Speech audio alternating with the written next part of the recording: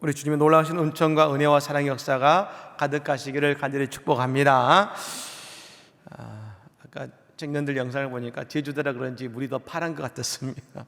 그럼 오늘 또 우리 마음속에 주님의 놀라우신 잔잔케 하시고 주시는 풍성한 은혜가 가득하실 것을 믿습니다. 여러분 90년대에 활동했던 그룹, 힙합 그룹입니다. 진우션이라는 그룹이 있었습니다. 이 진우션은 2인으로 했었는데요. 진우라는 가수와 션이라는 두 가수가 함께 그 그룹을 했었습니다. 그 가운데 션이라고 부르는 이 가수는 대단히 신실한 크리스찬으로서 많이 알려져 있습니다. 그리고 또 연예인들과 많은 사람들에게 선한 영향력을 끼치는 사람이기도 합니다. 이 가수 션이 이번 지난 광복절인 8월 15일에 한국 헤비타트와 함께 독립유공자 후손의 보금자리 개선을 위한 기부 마라톤 행사인 8.15 런을 개최했습니다. 지금 여러 해 지금 행사를 하고 있습니다만 올해 좀 더 특별했던 것은 뭐냐면 이날 오전 5시에 시작된 마라톤 행사에서 이 가수 션이 81.5km를 완주한 것입니다. 별로 놀라지도 않으십니다만 여러분 42.19km는 인간의 한계를 뛰어넘는 마라톤이죠. 2배가 되는 81.5km를 뛰었습니다. 쉬지 않고 뛰었습니다. 그리고 그 다음 이후에 오후 6시에 또 방금 사진에 나왔던 그 시민 참가들과 함께 또 8.15km를 또 뛰었습니다. 여러분 이 가수 션이 마라톤을 뛰기 이전에 인스타그램에 이런 글을 올렸습니다. 81.5km 한 걸음 한 걸음이 하나님께 드리는 예배가 되길 소망합니다. 이번 기부 행사는 시민 참가비와 그리고 기부 사이트를 통해서 총 15억 원이 모였고, 그리고 전액 독립유공자 후손 주거 환경 개선 사업에 사용된다고 말하고 있습니다. 여러분, 예수님은 우리를 향해 너희는 세상의 빛이고 소금이라 하셨습니다. 여러분, 그 말씀을 그의 삶 속에서 잘 드러내고 있는 것 같지 않으십니까? 여러분, 오늘 우리의 삶도 세상의 빛과 소금이 되어서 이 땅을 밝게 비추고 그리고 썩지 않고 아름답게 만든 귀한 일에 쓰임받는 우리 모든 성도들과 우리 교회가 다 되시기를 예수님으로 간절히 축복합니다. 심리학자 조지 허버트 미드라는 분이 이런 얘기를 했습니다. 인간의 자아를 형성하는 데 있어서 가장 중요한 것이 있다. 그래서 영어로 significant others라고 해서 의미 있는 타인, 즉 의미 있는 누군가를 통해 그것을 이룬다겠습니다. 우리가 어렸을 때부터 나 아닌 다른 사람과의 관계와 그 만남 속에서 나의 자아가 형성된다는 것입니다. 우리에게 만남은 너무나 중요한 것입니다. 우리가 어떤 만남을 가지느냐에 따라서 우리의 자아는 영향받게 되어 있는 것이죠. 나는 안 그런데 여러분 절대 그렇지 않습니다. 내 옆에 나와 다른 생각을 가진 그 사람과 함께 지내다 보면 어느 순간 나도 그 사람의 생각에 따르고 있고 동조하는 내 모습을 보게 되는 것이죠. 그러므로 우리는 생각할 수 있습니다. 우리는 내가 왜 이 사람을 만났을까? 여러분, 부부들이 그런 말을 하죠. 내가 첫사랑만 실패하지 않았어도 내가 이 사람 아니고 다른 사람 만났으면 어땠을까?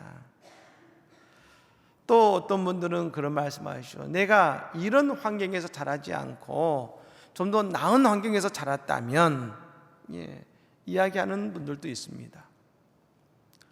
근데 여러분, 우리는 환경과 사람을 탓할 수 있습니다. 사실 따지고 보면 우리가 만나는 사람, 그리고 우리가 살아온 환경은 내 의지로 바꿀 수 있는 것이 사실 별로 없습니다. 많은 경우 주어질 때가 많습니다. 근데 여러분, 그 모든 만남과 환경에서 그 모든 것들을 탓하지 않고 극복할 수 있는 가장 존귀한 만남이 있습니다. 우리가 바로 예수 그리스도와의 만남인 것입니다. 우리가 예수 그리스도를 만나면 내가 누구를 만났던 내 과거의 삶이 어떠했던 어떤 환경이었던 그것이 중요한 것이 아니라 그 모든 것들도 예수님을 통해서 그 모든 것들이 아름답게 변화된다는 것입니다. 그리고 오늘 하루하루의 삶이 가치 있는 시간들로 변화되는 것입니다. 우리가 아무리 열심히 살았다 하더라도 예수님이 계시지 않으면 그 시간은 우리에게 허무와 공허감을 줄 수밖에 없는 것입니다. 오늘 본문에 사울이라는 사람이 나옵니다. 오늘 다메섹을 가고 있는 장면인데요. 그런데 여러분, 오늘 사울의 영적 상태는 어떠했는가? 오늘 1절 말씀 이렇게 이야기합니다. 같이 읽어볼까요? 1절의 말씀입니다. 사울이 죄 제자들에 대하여 여전히 위협과 살기가 등등하여 대제사장에게 가서 아멘. 오늘 여러분, 오늘 사울의 상태는 어땠는가? 영적 상태를 말하죠. 여전히 위협과 살기가 등등하여 라고 말하고 있습니다. 여러분, 우리가 오늘 이렇게 말씀이 오늘 사울이라는 말씀으로 시작됩니다만, 제가 영어 성경을 봤더니 사울이란 말로 시작하지 않고 그 앞에 하나의 부사란 하나의 단어로 시작이 되었습니다. 그 단어는 뭐냐면 meanwhile이라는 말입니다. 이것을 우리말로 하면 그동안입니다. 그동안에 그건 어떤 시간입니까? 그 앞에 8장에 나오는 사건들 동안회를 이야기하는 것이죠. 사도행전 8장에 보면 예루살렘 교회가 박해를 받습니다. 7 집사가 흩어졌습니다. 곳곳으로 이방으로 흩어졌습니다. 그 가운데 빌립 집사는 저 사마리아에서 복음을 전했는데 그것은 놀라운 부흥을 경험합니다. 그리고 그 사마리아에서 광야로 나왔을 때 그 에티오피아로 돌아가는 에티오피아 내시를 만나 예수 그리스도의 복음을 전하고 세례를 준 이후에 여러분, 이 빌립 집사는 또 다른 곳을 향해 나아갔습니다. 꽤 많은 시간이 흘러갔습니다. 여러분, 그 시간 동안에 이 7 집사 중에 몇몇은 저 다마스쿠스, 즉 다메섹이라고 부르는 그곳으로 나아가서 예수 그리스도의 복음을 전했습니다. 이 다메섹은요, 여러분, 이스라엘 땅이 아닙니다. 시리아라고 불리는 나라의 수도입니다. 이 시리아라는 도시가 나라는 그 당시 얼마나 컸느냐면 이 수도인 다메섹에 살았던 유대인의 수가 4만 명입니다. 그리고 유대인의 회당만 해도 30개가 있었다 그럽니다. 또한 예루살렘에서 무려 215km가 떨어진 먼 곳이었습니다. 근데 여러분, 이 도시에 예수 믿는 사람들이 넘쳐나기 시작했습니다. 그리고 그 소식이 예루살렘에 있는 사람들에게까지 전해진 것입니다. 그래서 바울 사도가 그 다메섹에 있는 예수 믿는 사람들을 잡아들이겠다고 오늘 그곳까지 온 것 아니겠습니까? 여러분, 그렇다면 얼마나 많은 시간이 지났을까요? 하루 이틀 몇 달이 아닙니다. 아마 수년의 시간이 지났을 것입니다. 그런데 그 시간 동안, 그 수년 동안 사울은 여전히 위협과 살기가 등등한 그런 마음의 상태로 지내왔다는 것입니다. 저는 사울의 인생을 이렇게 이야기하고 싶습니다. 그러므로 그의 인생은 한마디로 그 시간 동안에가 그의 마음인데, 그 사울의 마음의 상태는 이렇게 이해할 수 있는 것이죠. 그 마음이 지옥 같았다.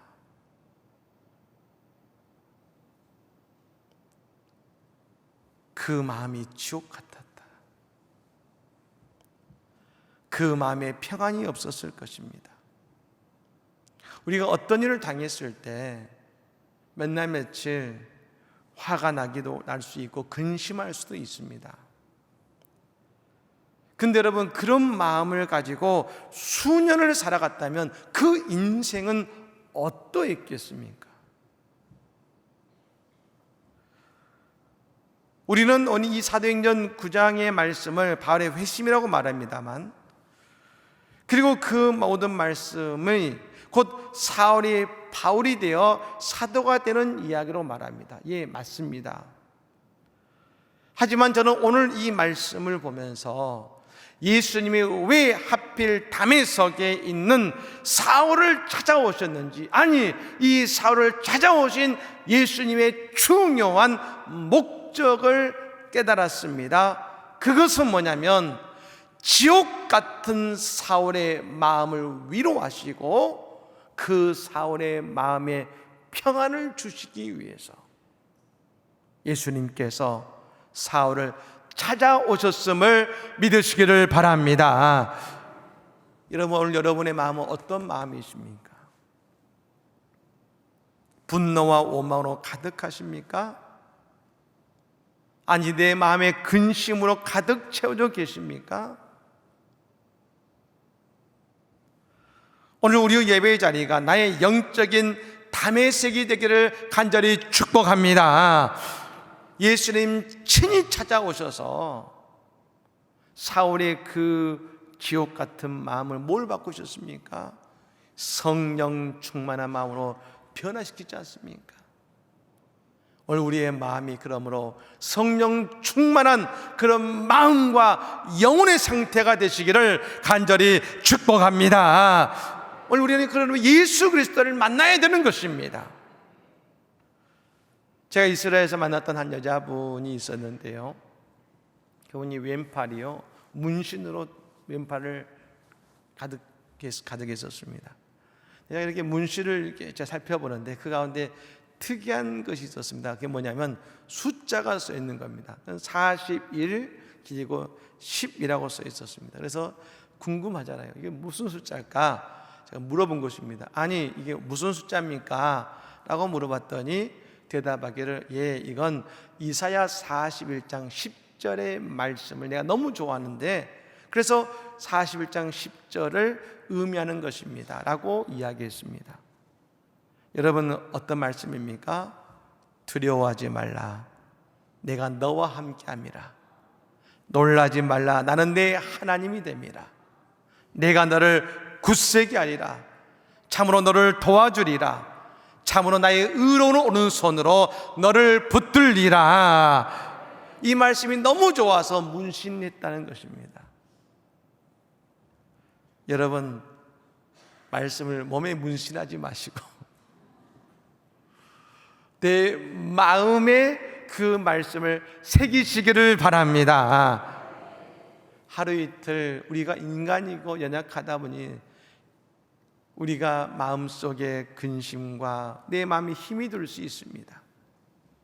하지만 그 원망이 오랜 시간 길어지면 안 되는 것입니다. 왜요? 그렇다면 우리는 예수님을 잃어버린 것입니다.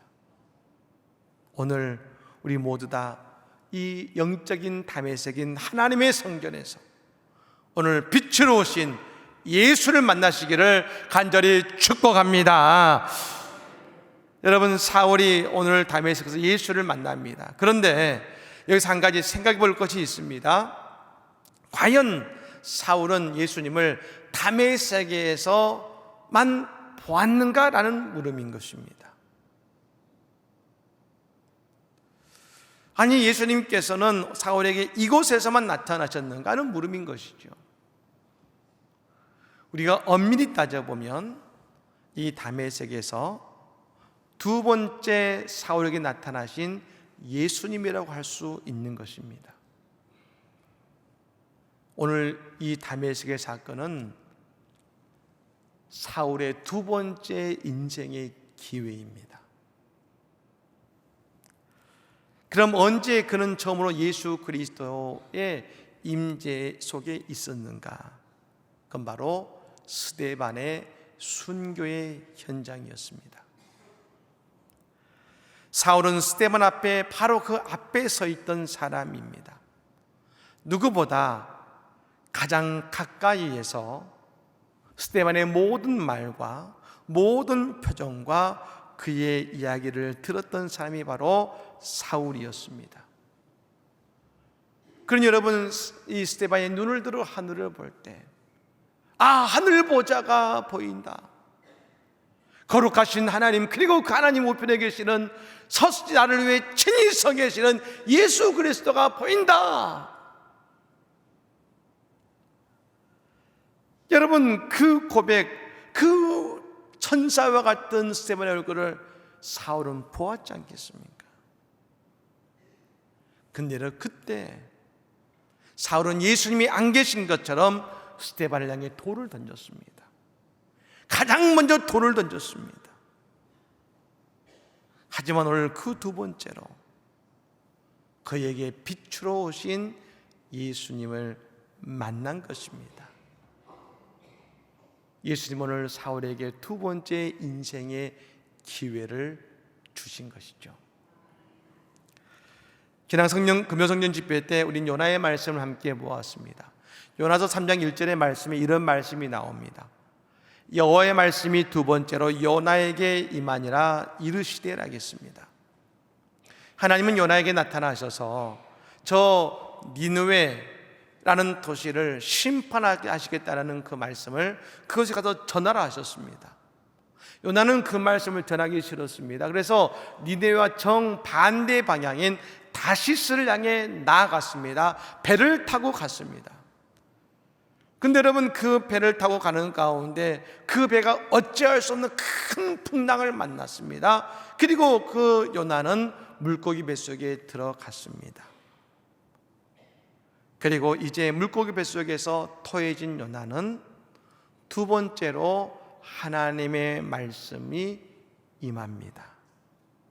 여러분, 두 번째 하나님의 말씀이 임했다는 것은 뭘 의미합니까? 다시금 그에게 사명을 주시는 두 번째 기회인 것입니다. 마가복음의 저자는 마가죠. 여러분, 마가는 누구보다 이 두 번째 기회를 온전히 붙들었던 사람입니다. 이 마가는요, 바나바라는 사람의 조카입니다. 우리가 알다시피 바울 사도를 바나바가 데리고 와서 함께 안디옥 교회를 섬겼지 않습니까? 이 바울과 바나바가 같이 제1차 전도여행을 떠날 때 마가가 따라갔습니다. 그런데 그 길이 얼마나 힘들고 어려웠던지 밤빌리아에서 마가는 난 도저히 못 가겠습니다 하고 예루살렘으로 돌아가 버렸습니다. 여러분, 예루살렘에 가면 마가의 다락방을 방문하게 됩니다. 1층은 다윗의 가묘가 있고요, 2층은 이 마가의 다락방이 있는데요, 이것이 얼마나 크고 아름다운지 모릅니다.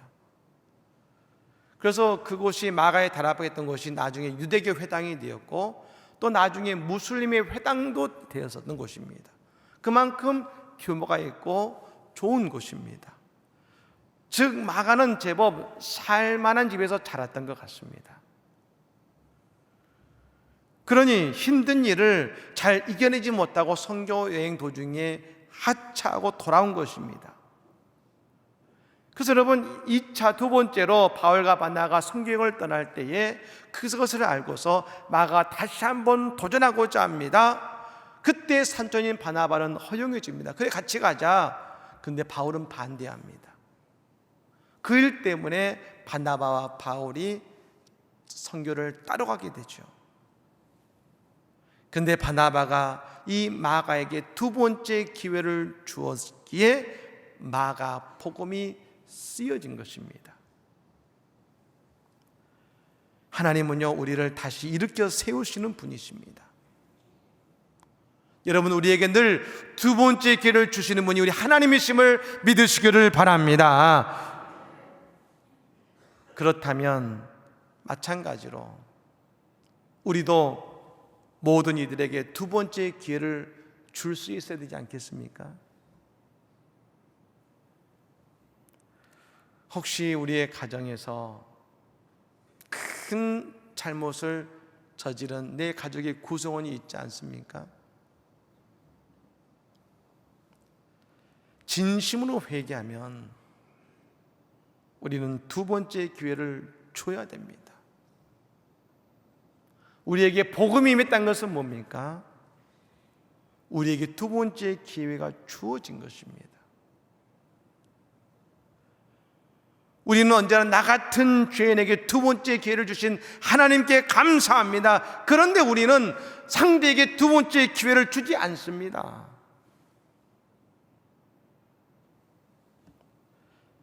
여러분, 오늘 예배에 나오신 우리 모두에게 예수님은 찾아오셨습니다. 그 말씀은 우리에게 두 번째 기회를 주고 계시다는 것입니다. 디베라 바닷가에 베드로를 찾아오신 예수님께서 요한 아들 시몬아, 네가 나를 사랑하느냐 말씀하시며 베드로에게 네 양을 먹이라 하시며 그에게 두 번째 기회를 주신 것처럼 말입니다. 오늘 내게 다가오신, 오늘 사울에게 다가오시고 베드로에게 다가오신 그 예수를 만나 오늘 우리에게 새로운 인생의 기회가 열리는 우리 모두가 되시기를 간절히 축복합니다. 마지막으로 여러분, 사울의 길이 바뀌게 된 사건이 바로 다메섹의 사건입니다. 오늘 본문 1절의 말씀에 예수 믿는 사람을 뭐라고 표현하고 있냐면 주의 제자들이라고 말하고 있습니다. 주의 제자들. 그럼 여러분, 주의 제자들을 사도행전의 저자는 뭐라고 정의하고 있는가? 오늘 본문 2절의 말씀이 이렇게 말합니다. 같이 읽어볼까요? 2절의 말씀을 같이 읽습니다. 다메섹 여러 회당에 가져갈 공문을 정하니 이는 만일 그 도를 따르는 사람을 만나면 남녀를 막론하고 결박하여 예루살렘으로 잡아오려 함이라. 아멘. 주의 제자들을 이렇게 말합니다. 그 도를 따르는 사람들이라고 합니다. 이걸 영어 성경을 보면 좀 더 쉽게 표현되어 있습니다. 그 길에 속한 사람들, 예수의 길에 속한 사람들. 예수를 믿는 사람들은 예수님의 제자들인데 이 예수의 제자들은 예수님의 길에 서 있고 그 길에 속한 자들이라는 것입니다. 주석가들은 오늘 본문의 말씀을 바알의 회심이라 말합니다. 회심은 뭘 말합니까? 인생의 길이 바뀌는 것을 말합니다. 새로운 인생길, 예수님의 길로 그 길이 바뀌어지는 것입니다. 그럼 여러분, 바울이 생각했던 그의 인생길은 어떤 인생길이었습니까? 특별한 사람이 되고 싶었습니다. 다메섹은 여러분 시리아 땅입니다. 아무도 가지 않았습니다. 근데 이 사울은 그 시리아까지 가서 예수 믿는 사람을 잡아오겠다 그랬습니다. 왜요? 그는 특별해지고 싶었습니다. 특별한 인생을 원했습니다. 그러니 다메섹까지 갔던 것입니다. 근데 여러분, 회심은 무엇을 말합니까? 회개를 말합니다. 우리의 죄를 사함받는 것입니다. 근데 우리에게 의문이 있죠.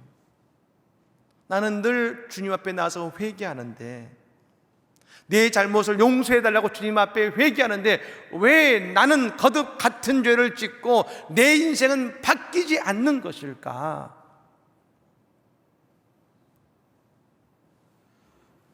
왜 회개했지만 내 삶에 변화가 없을까? 그것은 우리에게 진정한 회개가 일어나지 않았기 때문입니다. 진정한 회개는요, 내가 이 잘못을 잘못했습니다, 용서해 주시오 하면서 내 잘못을 용서를 받는 것은 현상이지 본질이 아닙니다. 회개의 본질은 무엇이냐? 내 인생의 주인이 바뀌는 것입니다.